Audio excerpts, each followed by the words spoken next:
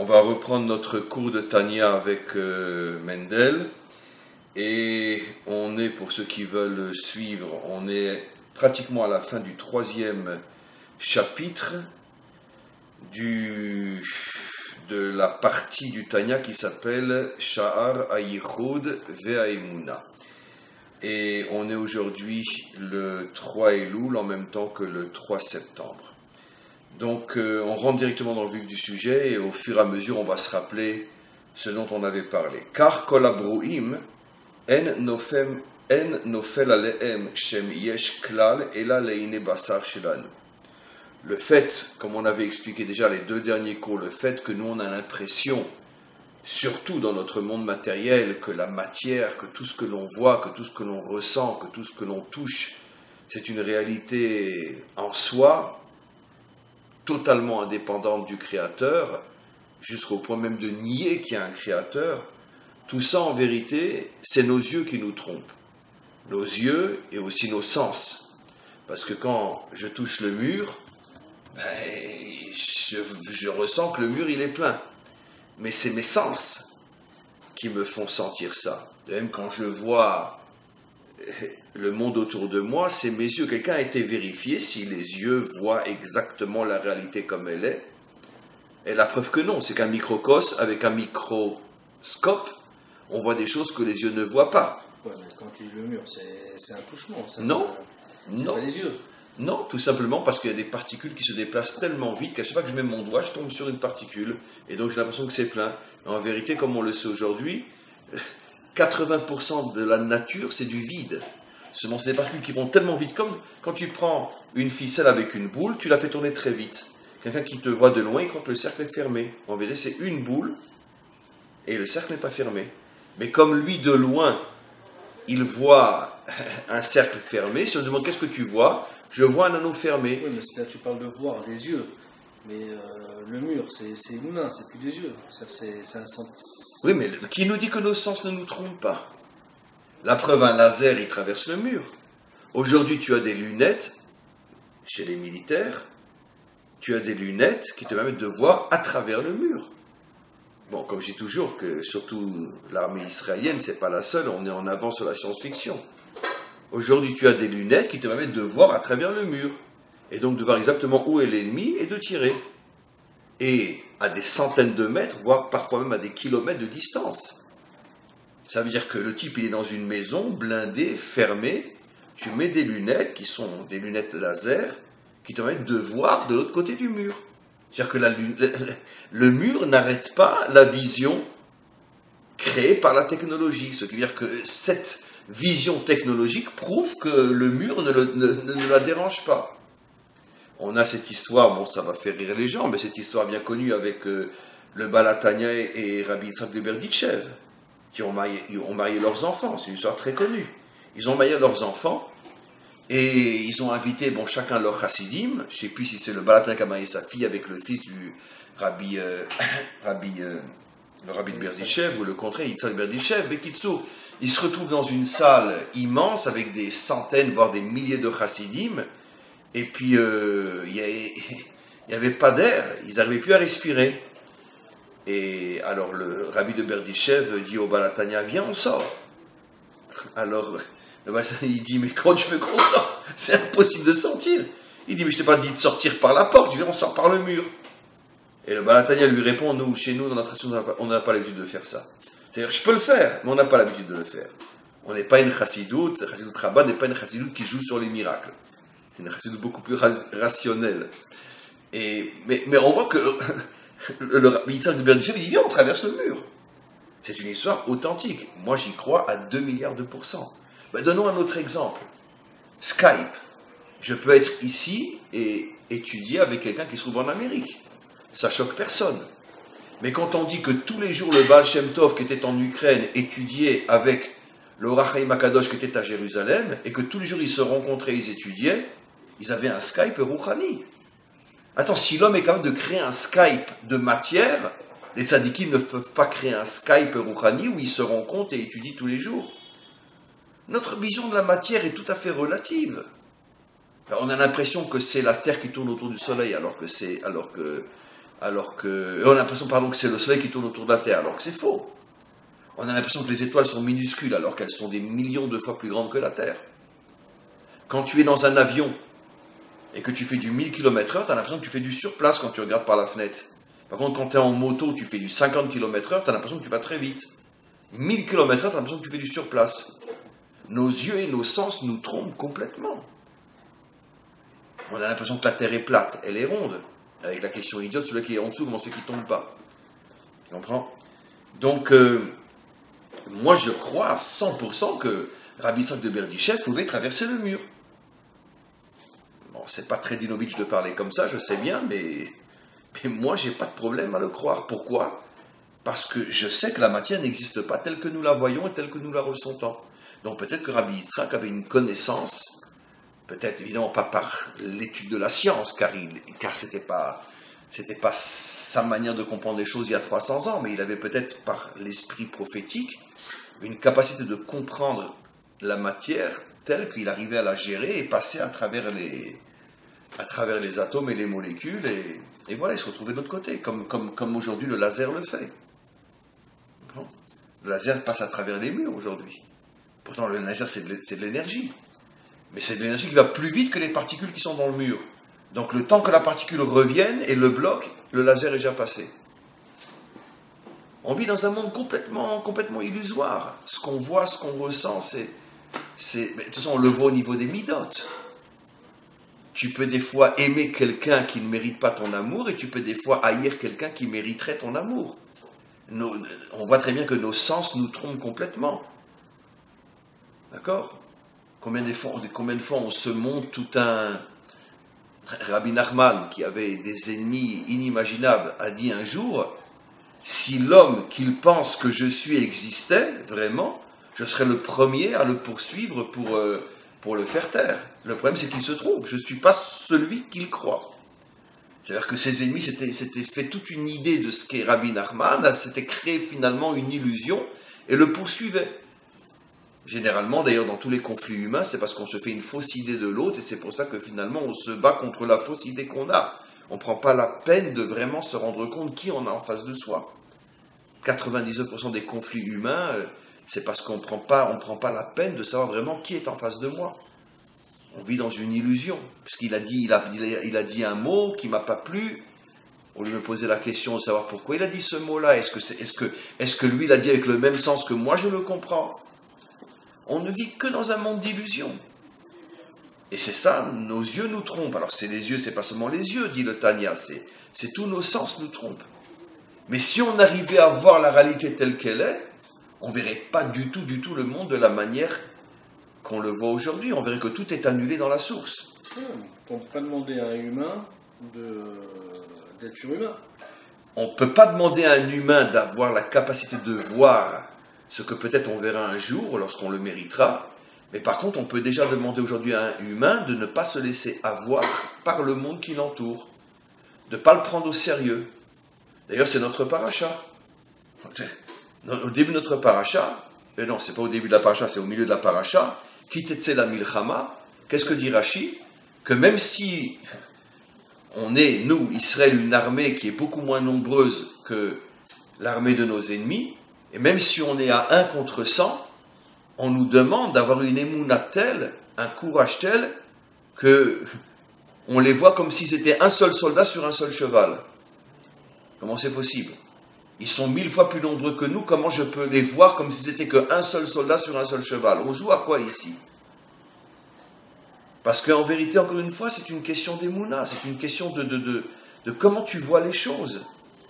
Si 1000 soldats t'impressionnent, alors tu vas les voir aussi comme 10 000. Mais si 1000 soldats ne t'impressionnent pas, tu vas les voir comme un soldat. Bon. J'ai raconté d'Afka dans le cours d'hier ou d'avant-hier, l'histoire sur quand il y a eu la guerre des tanks à Yom Kippour, et que Kaalani s'est retrouvé avec... Ils étaient 2 tanks contre des centaines de tanks syriens. Ils n'avaient même plus d'obus dans leurs tanks. Ils ont décidé de foncer contre les Syriens. Les Syriens ont vu 2 tanks foncer contre eux, alors qu'ils étaient des centaines, ils se sont enfuis. Après, le général qui commandait les tanks syriens a été pendu à Damas par le père de Assad, qui n'a pas accepté. Comment tu as pu? Ils étaient que deux. Et tout le monde se posait la question, mais ils étaient que deux. Et ils n'avaient même pas d'obus. Bon, ça, ils ne savaient pas qu'ils n'avaient pas d'obus. Mais une des réponses très rationnelles, mais très justes, c'est que quand ils ont vu deux fous foncer sur eux, ils ont pris peur, ils se sont dit, sans doute, ils nous préparent un guet-apens et sans doute vont surgir à droite, à gauche, derrière nous, des milliers de tanks. Et c'est pour ça qu'ils ont le courage de foncer contre nous. Pour nous mettre dans une situation où on ne sait plus quoi faire, pour gagner du temps, et tout d'un coup, 1000 tanks vont sortir et nous étouffer. En vérité, il n'y avait pas 1000 tanks, il n'y avait que 2 tanks. Mais le fait qu'ils n'ont pas eu peur, et qu'ils ont vu les centaines de tanks ennemis comme s'ils n'étaient pas là, c'est ce qui a finalement fait qu'eux ont eu peur et se sont enfuis, alors qu'ils étaient des centaines de tanks contre 2 tanks. C'est toujours comme ça dans la vie. C'est toi qui donnes une réalité à la chose, parce que elle t'impressionne, ou parce que tu la vois de telle manière ou de telle manière, mais qui te dit que c'est vrai? Qui te dit que c'est vrai? Qui te dit que c'est vrai? Dans tout rapport humain, que ce soit un rapport sentimental ou un rapport physique, c'est toi qui décides finalement de donner du crédit ou non à l'autre. Est-ce que tu décides qu'il te fait peur? Mais qui dit vraiment qu'il a de quoi te faire peur? Parce que toi, tu t'es mis en tête, parce qu'il a une sale tête, parce qu'il a des gros bras, alors tu t'es mis en tête qu'il va te tuer. Mais qui te dit que c'est vrai? Non. Tout est dans notre tête, et notre tête nous trompe. Personne ne s'est jamais posé la question de savoir si le cerveau humain n'est pas rempli d'erreurs. Bon. Ah non, mais c'est sûr, je ne me trompe pas. C'est sûr que je ne me trompe pas. Mais qui tu es pour dire que tu ne te trompes pas?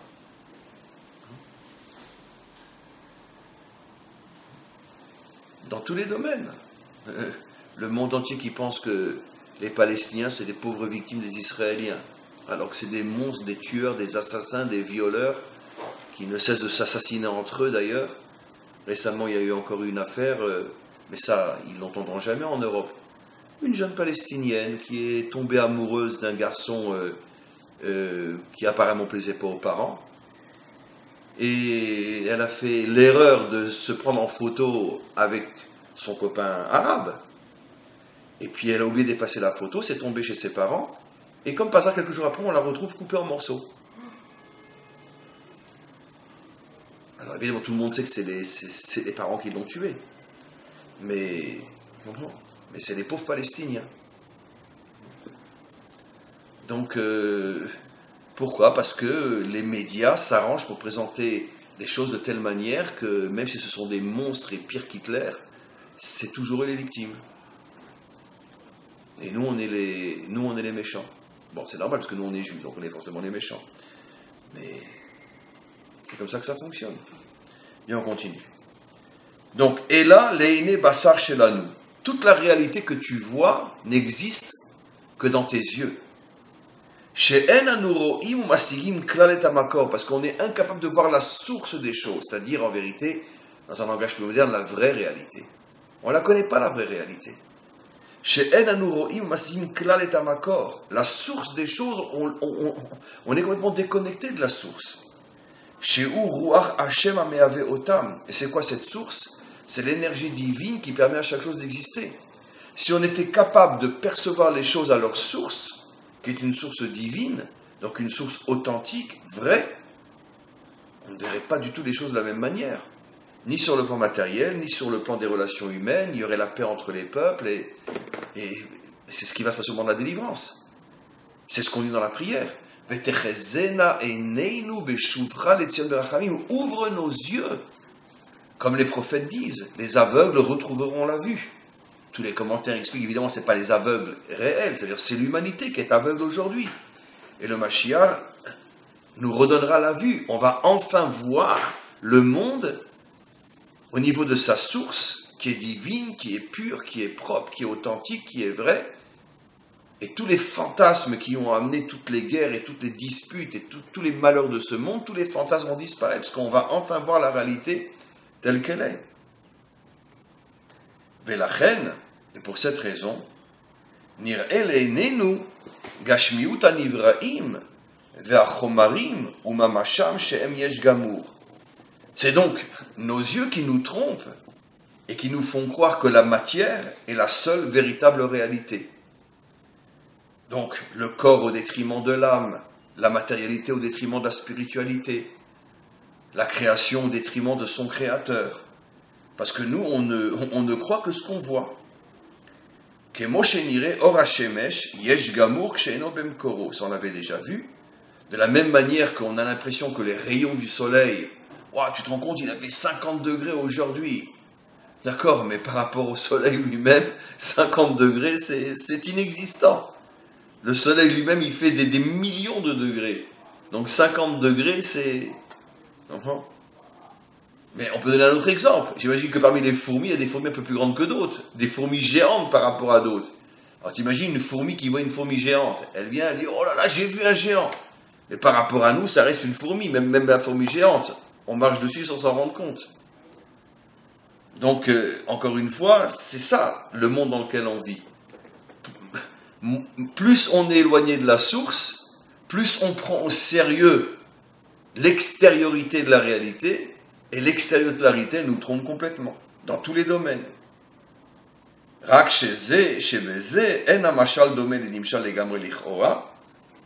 Bien que il faut malgré tout apporter une nuance à ce que je dis, explique le Tanya. Pourquoi? Il va dire quelque chose d'absolument fabuleux, on va d'abord le lire. Parce que dans l'exemple du soleil et des rayons, l'endroit où les rayons prennent de l'importance, pour nous, ici dans ce monde, 50 degrés, 60 degrés, on va en crever. À l'endroit où le rayon devient une réalité pour nous, le soleil, lui, la boule, le makor, la source, n'est pas présente. Elle est très très loin de nous. Et donc c'est la raison pour laquelle le rayon s'étant éloigné de sa source, pour nous il devient une réalité qui parfois devient insupportable s'il fait trop chaud. Par contre, en ce qui concerne la création et le créateur, c'est encore beaucoup plus compliqué que ça. Là ce qu'il va dire. Masha'en ken kol abruim em bemkoram tamid. Le rayon de soleil, bien qu'il est inexistant par rapport à sa source, qu'est-ce que c'est 50 degrés par rapport à des millions de degrés? Mais d'un autre côté, au moment où moi je ressens les 50 degrés sont très très loin, ils sont à des milliers de kilomètres de là où il y a des millions de degrés, donc à la source. Mais en ce qui concerne la création et le créateur, la création, elle, ne s'est pas éloignée du créateur. Elle est toujours collée au Créateur. Comme le verset dit, Melo kol haaretz kevodo. Hachem est présent dans son monde et ne s'est pas du tout éloigné de ce monde. Et le monde ne s'est pas éloigné de son Créateur. Regarde ce qu'il dit. Masha'en ken, ce qui n'est pas le cas.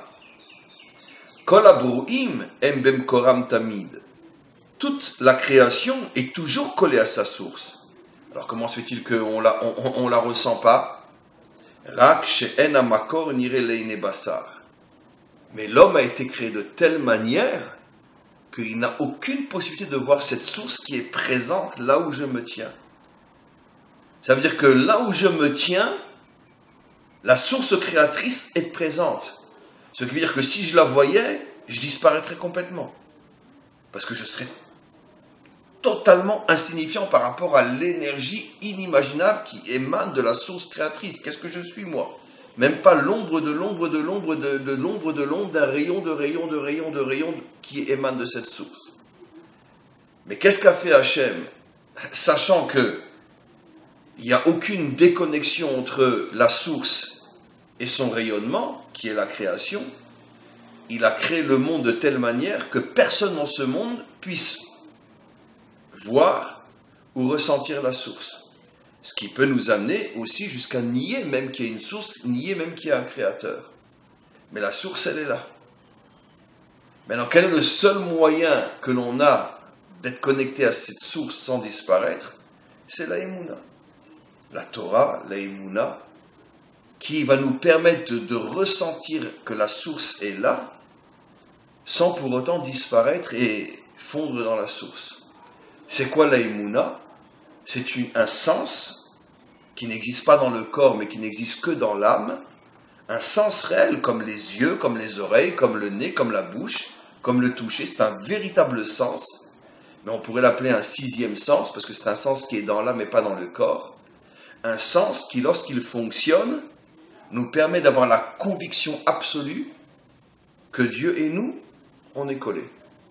On n'est pas éloignés. Là où il est, je suis. Là où je suis, il est. En od milvado, il n'y a que lui. Maintenant, pour que ce sens fonctionne, alors il faut le protéger. Comment on le protège? En observant les lois de la Torah. Tous les interdits de la Torah sont des forces qui détruisent ce sens. Si je ne mange pas kasher, si je ne fais pas Shabbat, je fais rentrer en moi des énergies qui s'attaquent à ce sens et le ferment, voire parfois même le détruisent. Et automatiquement, je me retrouve complètement déconnecté de ma source. Je nie même le fait qu'elle existe.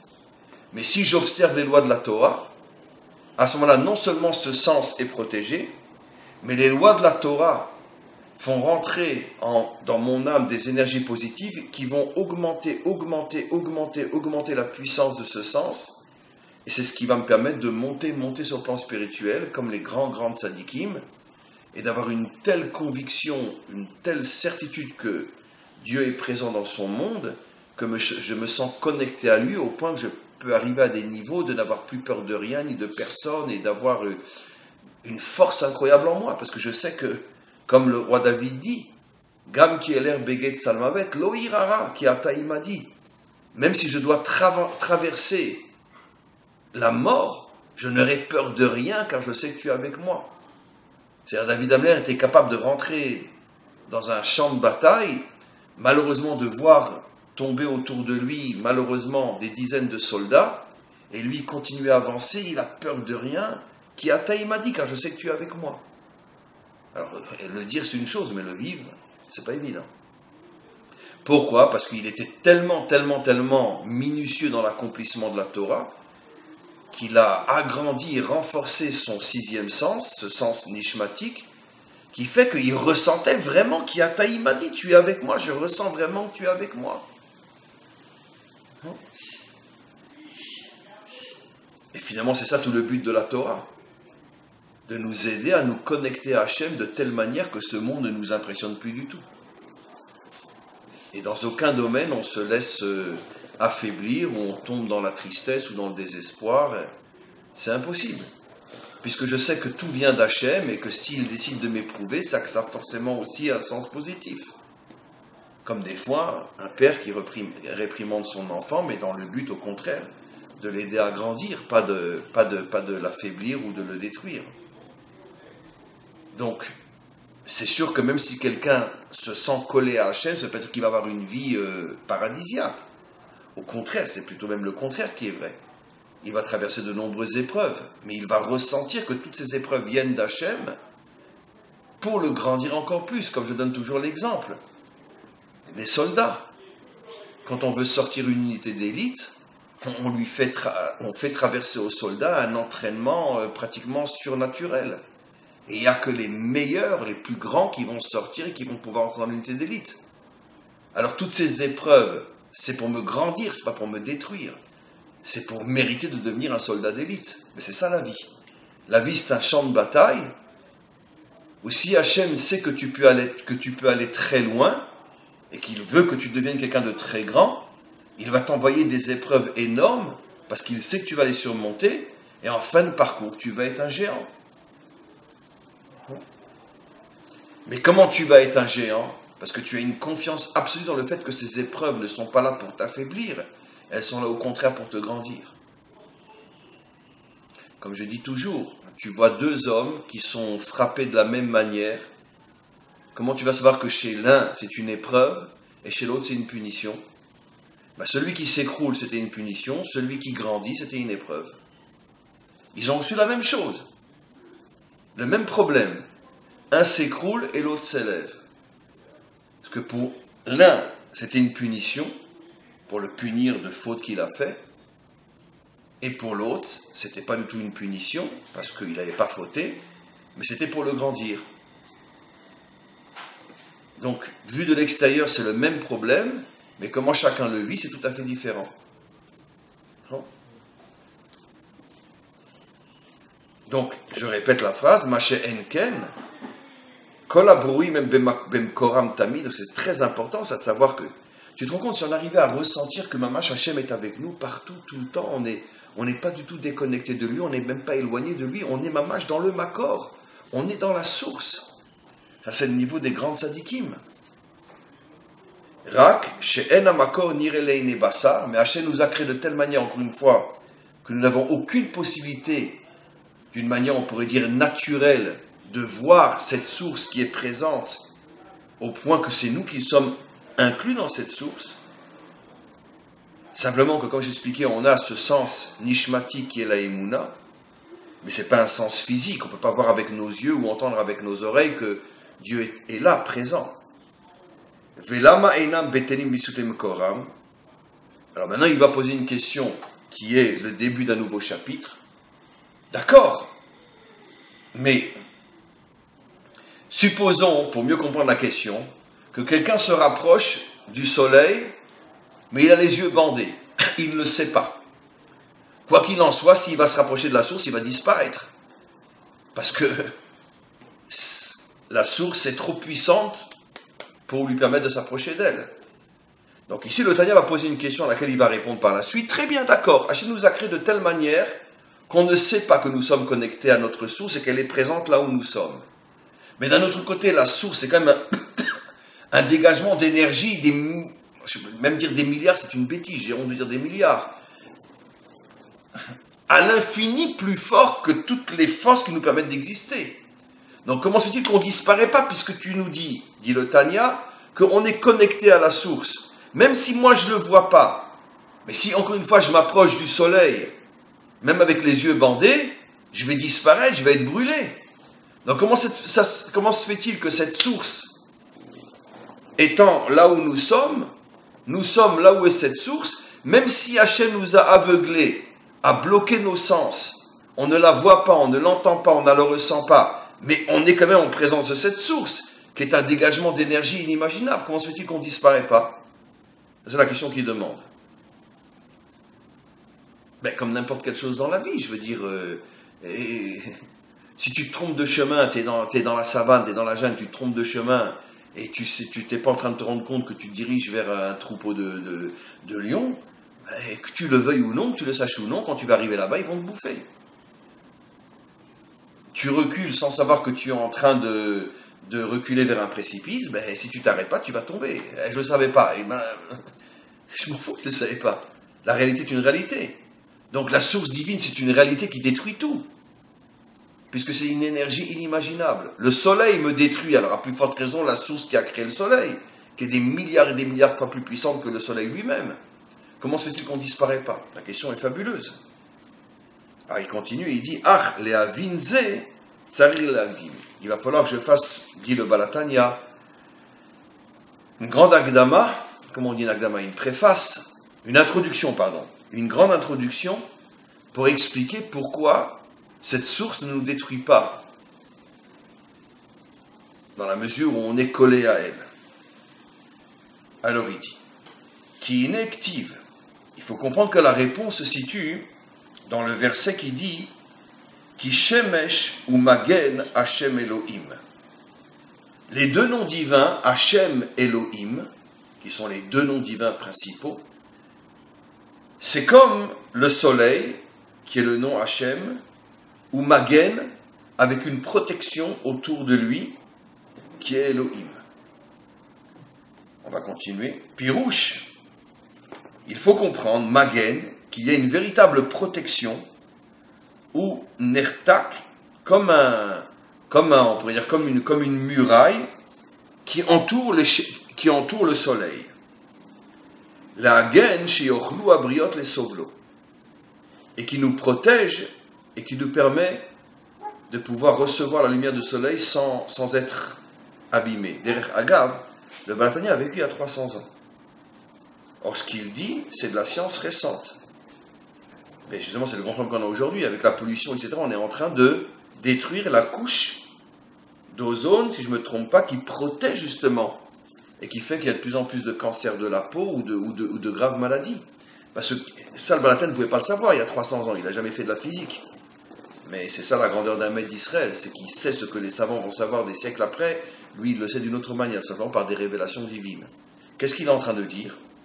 Personne ne le disait à cette époque-là, qu'il y a une couche d'ozone autour du Soleil qui fait que quand les rayons arrivent, non seulement ils ne nous font pas de mal, mais au contraire, ils nous font du bien. Parce que sans la lumière, sans la chaleur, rien ne pourrait exister. Mais si les rayons du Soleil, même diminuaient des milliards de fois, puisque c'est des millions de degrés à la source et 50 degrés à l'arrivée, même ça, ces 50 degrés, s'ils n'étaient pas filtrés par des couches qui entourent le Soleil, même ces 50 degrés nous feraient du mal. C'est ce qui se passe aujourd'hui. Il y a des tas de nouvelles maladies qui proviennent du fait qu'à cause de la pollution, on a détruit les couches qui entourent le Soleil et qui, d'une certaine manière, filtrent la lumière qui est envoyée, enlèvent de cette lumière tout ce qui fait du mal à la peau, ce qui fait du mal à l'homme, ce qui fait du mal à la végétation, et tous ces filtres sont en train de disparaître. Les rayons arrivent avec des forces qui sont très dangereuses pour le monde, et c'est pour ça qu'aujourd'hui, on est très très très inquiet de l'avenir du monde. Parce que la pollution n'arrête pas de détruire, et le jour où toutes ces couches sont détruites, on va tous mourir, même s'il ne fait que 20 ou 30 degrés. Parce que ce n'est pas un problème uniquement de chaleur, c'est un problème aussi de cette énergie, elle est composée de quoi? Et ces couches-là ne permettaient pas à toutes les mauvaises énergies d'arriver dans le monde. Et aujourd'hui, la science le sait. Le Baal HaTanya le dit il y a 300 ans. C'est de la folie. Rien que ça nous prouve que les maîtres d'Israël sont connectés à des niveaux qui est de la prophétie. Parce que c'est un homme qui a étudié la Torah toute sa vie. Il ne sait même pas ce que c'est la physique. Comment il peut savoir des choses pareilles? C'est absolument incroyable. Alors pourquoi il donne cet exemple-là? Il donne cet exemple-là pour dire que ça ne suffit pas qu'il y ait une diminution de rayonnement. Il faut une protection. Il faut une protection. Et Hachem a créé autour de son énergie une protection qui s'appelle Elohim. C'est-à-dire, lui, la source s'appelle Havayé. Mais si, c'est pour ça que c'est pas marqué dans le récit de la création, Bereshit bara Havayé et Hachem v'Haaretz. C'est impossible que Havayé, que le nom divin à 4 lettres, crée le monde. Pourquoi? Parce que le monde ne peut pas être créé par Havayé. Parce que Havayé, c'est une énergie qui n'est pas filtrée.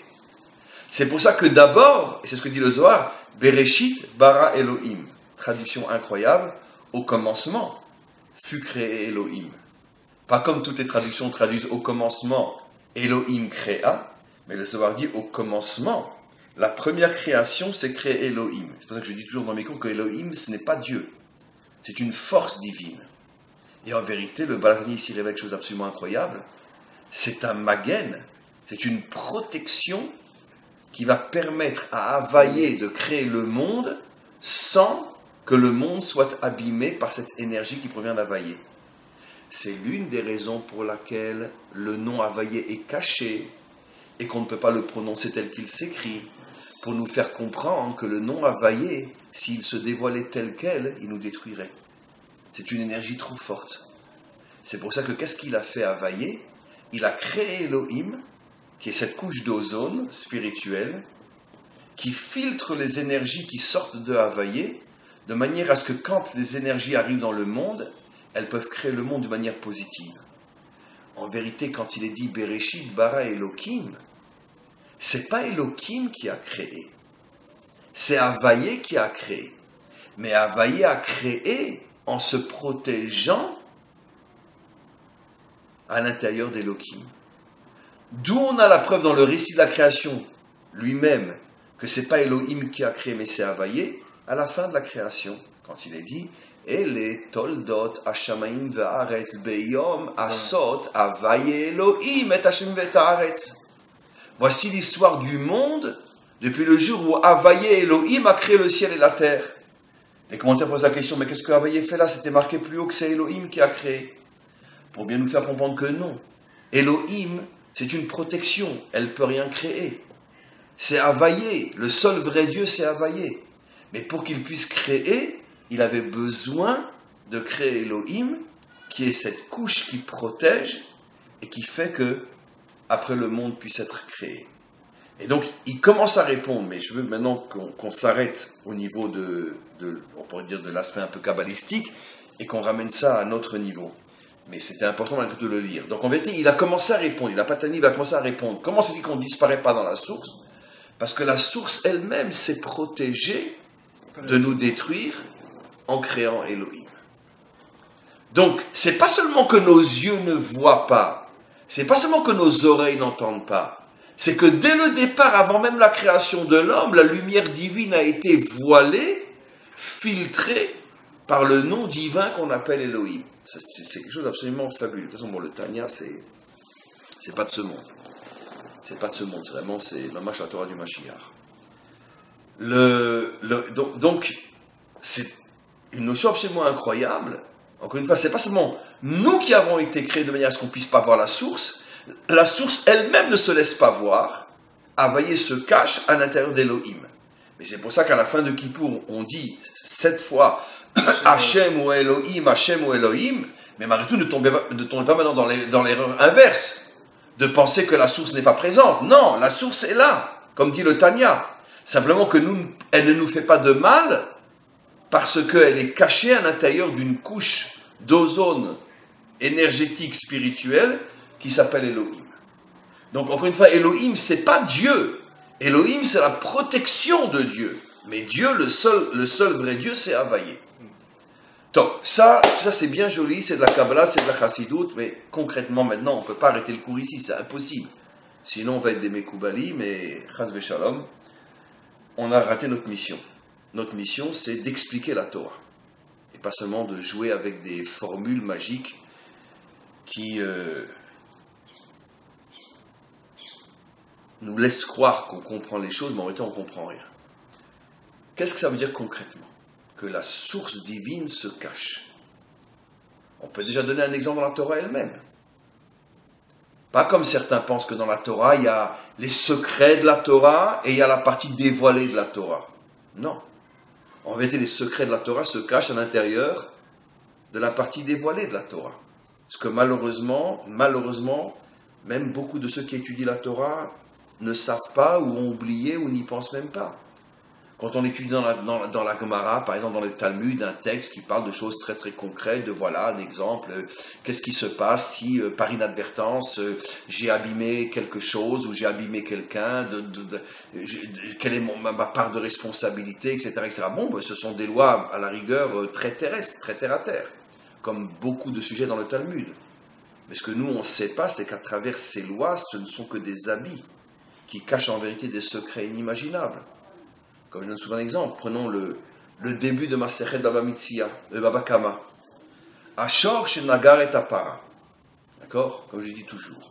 Quelqu'un avait un taureau, et son taureau a encorné la vache du voisin. Alors, qui est responsable? Est-ce que j'ai laissé traîner ma vache, ou bien c'est moi le propriétaire du taureau? Et si je paye, combien je paye, etc. Bon, je dis toujours de manière très très violente, mais franchement, en 2019, qu'est-ce que j'en ai à foutre de savoir que le taureau d'un imbécile a encorné la vache d'un idiot? C'est ça mon seul problème. Et malheureusement, il y a des milliers de juifs qui étudient, jusqu'à aujourd'hui encore, sans se poser la question, un taureau a encorné une vache. Non mais franchement, avec tous les problèmes qu'on a dans la vie, qu'est-ce que je m'en fous, moi, qu'un taureau encorne une vache? Franchement.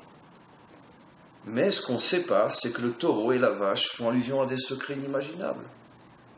Ça fait allusion au dernier exil. Le taureau et la vache, c'est les ustensiles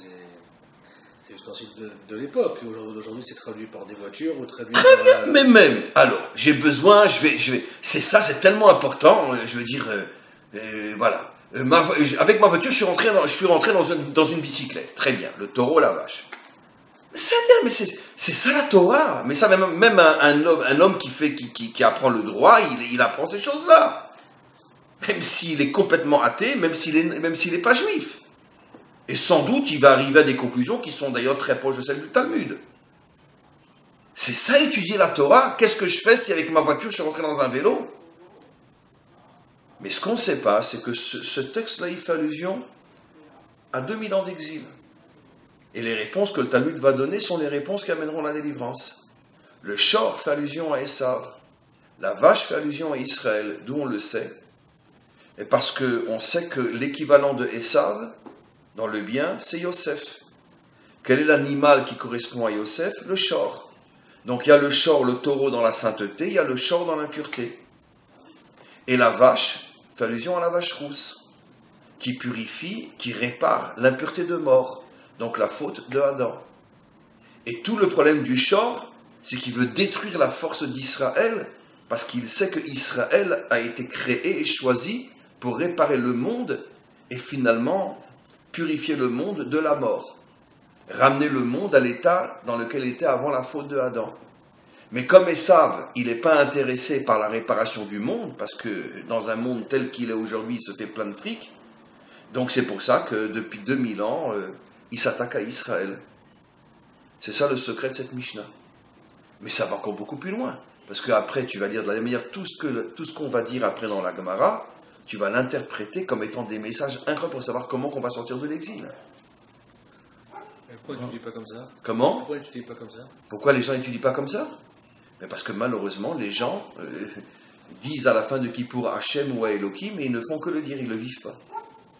Ils ne comprennent pas que toute la Torah dévoilée n'est que l'habit de la Torah cachée. Et en vérité, sache mieux que ça, que les plus grands secrets de la Torah sont cachés dans le Talmud, plus encore que dans le Zohar, plus encore que dans la Kabbalah.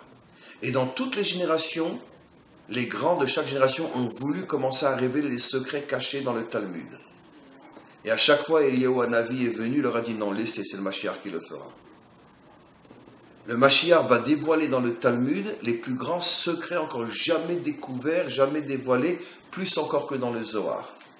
Il nous montrera que tous ces textes qui parlent apparemment de choses très concrètes et très terrestres ne sont que l'habit de secrets inimaginables qui vont réparer le monde. Ça sera l'un des travaux du Mashiach, de dévoiler toute la Kabbale, tous les secrets qui se cachent dans le Talmud. Et donc, le Talmud va devenir une œuvre. Les gens vont devenir fous. Quoi, dans cette petite histoire d'un tel qui a marché sur les pieds d'un tel se cachent des messages aussi absolument incroyables. Tu comprends? Ça va être absolument inimaginable, les secrets qui vont être dévoilés. Mais c'est ça ce qui a amené d'une certaine manière le monde de la Torah à ce niveau souvent très très bas, de rester au ras des pâquerettes. Tu comprends? Et de prendre les choses au premier niveau. Prendre les choses à la lettre. Tu comprends? Bon, il y a des choses qui sont plus faciles à comprendre. Pourquoi on ne mélange pas le lait et la viande? Tu comprends?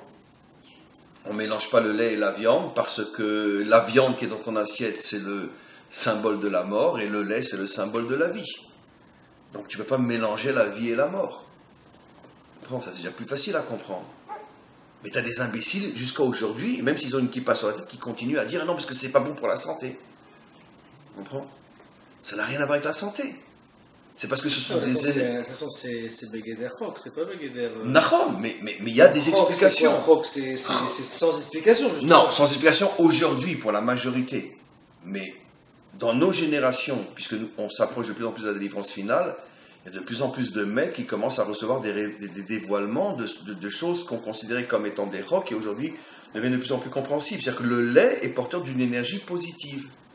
La viande dans ton assiette est porteuse d'une énergie négative. C'est l'histoire du plus et du moins. Si tu les mets ensemble, tu as un court-circuit. Comme dans l'électricité. Il y en a plein qui mangent de la viande, ils sont pas sur non, si, peut-être pas physiquement, mais nishmatiquement parlant, oui. Quelqu'un qui mange du lait et de la viande, sur le plan nishmatique, il est explosé complètement. Absolument. Et je parle même d'un non-juif. Même un non-juif. Un juif, c'est sûr, parce que chez lui, c'est une obligation. Parce qu'il a une mission qu'il ne peut réaliser que si il fait attention de ne pas mélanger. Mais même un non-juif qui mélange le lait et la viande, oui, il n'a pas le devoir, un non-juif. Il n'a pas l'obligation, mais le dégât, il l'aura de toute manière. Le dégât, il l'aura de toute manière. Il n'a pas l'obligation parce qu'il a refusé la Torah, il a refusé la mission de réparer le monde. Je parle au niveau des peuples, bien sûr. Hachem leur a proposé la Torah. N'oublions pas. Hachem n'a pas proposé la Torah uniquement à Israël. Il l'a proposé aux 70 nations. On devait tous ensemble réparer le monde. Il n'y a que Israël qui a accepté. C'est pour ça qu'au lieu de faire le travail très vite, 71 peuples ensemble, On est le seul à le faire et ça dure des millénaires. Comprends?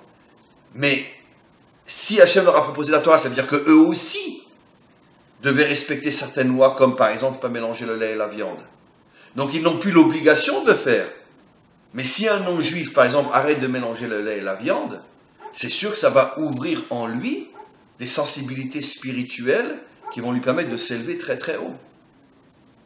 Bien sûr, évidemment.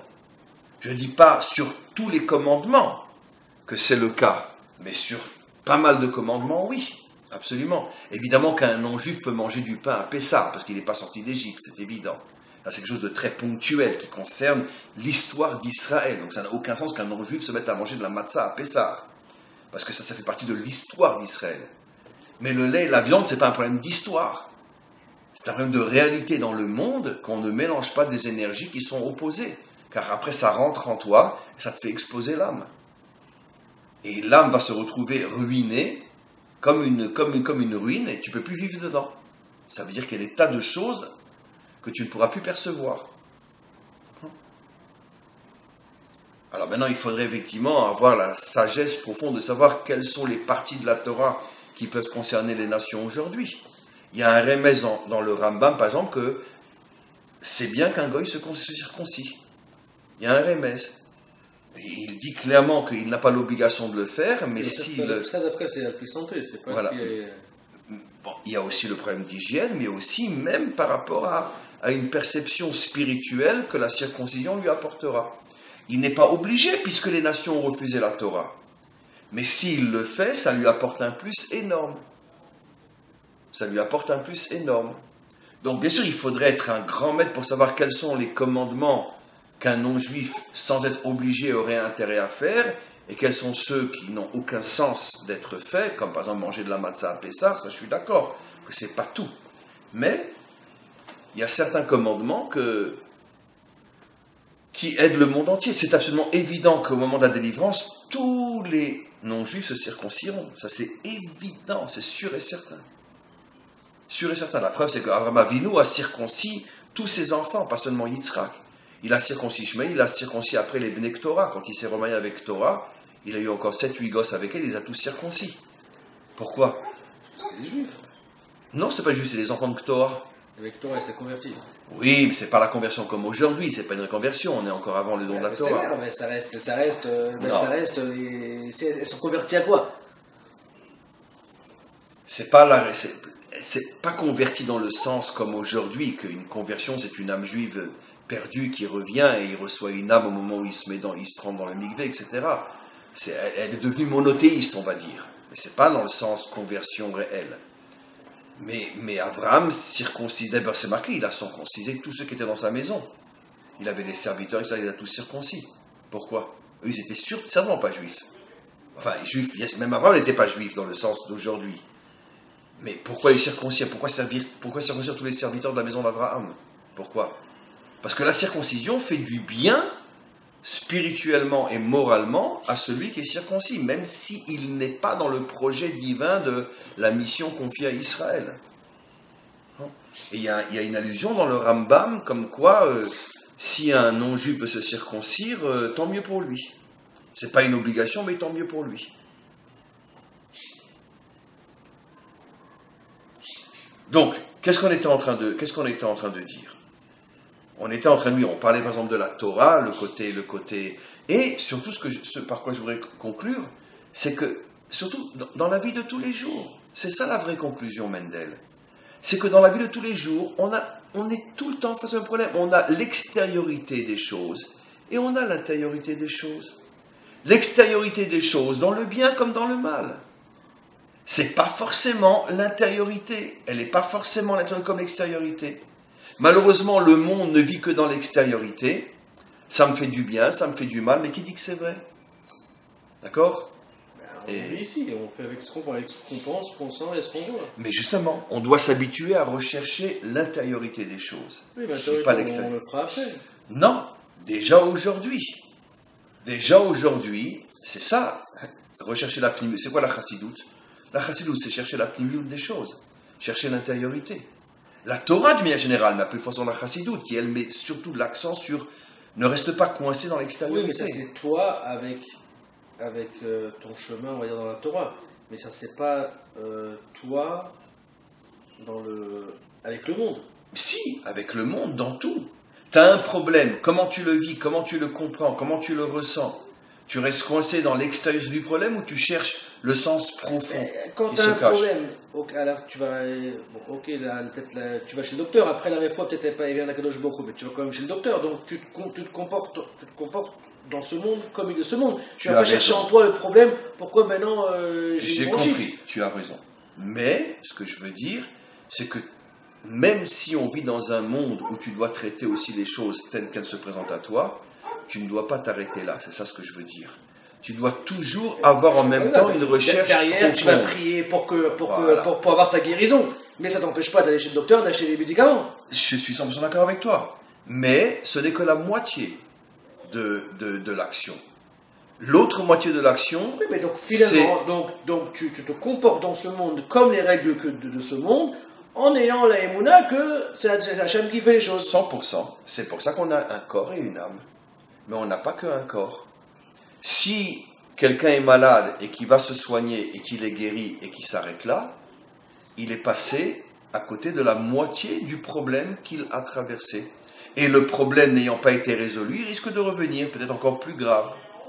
Mais si dès le départ, il sait, bon, j'ai un corps, le corps pour le guérir c'est le médicament, mais j'ai aussi une âme, et ce problème que je traverse a son aspect extérieur et aussi son aspect intérieur, de la même manière que je vais chercher un médecin pour guérir mon corps, je vais chercher un médecin pour guérir mon âme. Ça peut être un rave, ça peut être la prière, ça peut être la réflexion, ça peut être l'étude de la Torah, mais je dois chercher aussi mon médecin spirituel. Et si je ne le fais pas et que je n'ai pas trouvé mon médicament spirituel, eh ben le problème il va revenir. Parce que quand tu résous que la moitié d'un problème, il revient après au grand galop. Tu comprends ? Dans tous les problèmes qu'on rencontre dans la vie, dans le travail, dans le couple, dans les enfants, dans la relation avec autrui, dans la relation avec Dieu, dans les problèmes de santé, etc. On ne doit jamais se contenter de dire « Ah, ça y est, j'ai résolu le problème sur le plan matériel. » Tu traverses une grosse difficulté financière. Disons même que tu arrives à t'en sortir parce que tu as pris un bon conseiller, que tu as payé très cher, mais finalement il t'a aidé à récupérer tout ton argent et plus encore. Allez, je m'en suis sorti. Non, c'est faux. Si Hachem a voulu que tu traverses une difficulté financière qui t'a presque amené à la faillite, c'est qu'il voulait aussi que tu comprennes un message. Et toi, qu'est-ce que tu as fait ? Tu avais 30 000 shekels de côté, tu as été prendre un conseiller financier, tu lui as donné 30 000 shekels, il t'a aidé à t'en sortir, et j'ai plus de problème. La prochaine fois, tu feras faillite. Parce que tu n'as pas compris qu'à travers la difficulté financière, il y avait un message qu'Hachem voulait que tu comprennes, et que tu t'en es sorti uniquement avec 30 000 shekels que tu as donné à un conseiller financier. Et le problème va revenir. Et ça, c'est ce que je vais expliquer. Hachem hu ha-Elokim. Dans chaque Elokim, il y a Havaye. Dans chaque problème, il y a un sens qui concerne l'âme, qui concerne finalement le pourquoi de ma vie. Et si tu te contentes de t'en sortir uniquement sur le plan matériel, eh ben le problème reviendra encore plus fort encore. Et si tu t'entêtes à ne pas vouloir résoudre le fond du problème et que la forme du problème, un jour tu risques de t'écrouler. Parce que ça revient à chaque fois de plus en plus fort. Tu comprends ? C'est ça le message décrypté dans une approche moderne de ce que nous dit le Tanya. Est-ce que j'en ai à faire, moi, de savoir que Havaye est dans Elohim ? Ni je sais ce que c'est Havaye, ni je sais ce que c'est Elohim. Mais au niveau du décryptage, au niveau du message, je comprends que dans chaque situation dans la vie, je ne peux pas rester bloqué uniquement au niveau du Elohim. Je dois chercher le Havaye. Alors le Havaye se cache dans le Elohim, comme l'âme se cache dans le corps, comme les secrets de la Torah se cachent dans le Talmud. Tu comprends ? Comme Dieu se cache dans ce monde. Et quand je m'habitue, et ça devient, on pourrait dire même un réflexe, que dans chaque situation, et comme tu l'as très bien dit, ce que tu veux dire en vérité, c'est que je ne suis pas non plus un extrémiste religieux qui va dire tout dépend uniquement de la prière. Il n'y a rien de moins juif que ça. C'est faux. On a un corps, on a une âme. Tu es malade, tu dois prendre des médicaments. Mais, même si les médicaments te soignent, ne te dis pas que je suis guéri. Non. Es-tu sûr que tu as résolu le problème nishmatique de ta maladie ? Tu t'en es occupé ? Non. Alors attention, ça va revenir et pire encore. Donc, il faut s'occuper du corps, il faut s'occuper de l'âme. Hachem, Hu Elohim. Et quand on vit comme ça, et finalement, on vit véritablement en harmonie avec les deux mondes, le monde caché et le monde visible, Havaye et Elohim. Parce que tous les problèmes qu'on a et qu'on rencontre dans la vie, c'est jamais que le problème extérieur. Comprends ? Même quand ce sont des choses qui sont des choses globales. Comprends ? Par exemple, je sais pas moi, l'euro a baissé, ça devient plus dur pour un Français d'acheter un appartement en Israël. Très bien. Alors, qui c'est qui va se dire il y a un problème peut-être qui me concerne moi avec Dieu dans ce problème-là? Mais non, c'est global, ça concerne l'euro, ça concerne tout le monde. Non, non, c'est faux. C'est faux. Le fait que l'euro a baissé et que c'est plus difficile d'acheter un appartement en Israël, ça c'est le côté corps. Mais toi qui es dans ce problème, parce que précisément à ce moment-là, tu voulais acheter un appartement, donc tu peux plus. Parce que quand l'euro était à 4,2 ou à 4,3, tu pouvais acheter cet appartement dont tu avais besoin. Maintenant, il est descendu à 4 ou à 3,9, tu peux plus. C'est pas que tu es uniquement victime d'un problème financier, c'est qu'il y a aussi un problème que Hachem te fait vivre. Et dans ce problème, il y a un message qui te concerne toi particulièrement. Et si tu ne comprends pas ça, eh ben, tu passes à côté peut-être même de l'aspect le plus important du problème, qui est l'âme du problème, et pas seulement le corps du problème. Et comme ça dans tous les domaines, c'est comme ça. Si on avait ce réflexe, chaque chose, chaque difficulté, de tout de suite rechercher le pourquoi et pas seulement le comment, mais ça y est, c'est la délivrance tout de suite. C'est ce que le Mashiach va nous apprendre. Arrêtez de vous occuper du comment, occupez-vous aussi du pourquoi.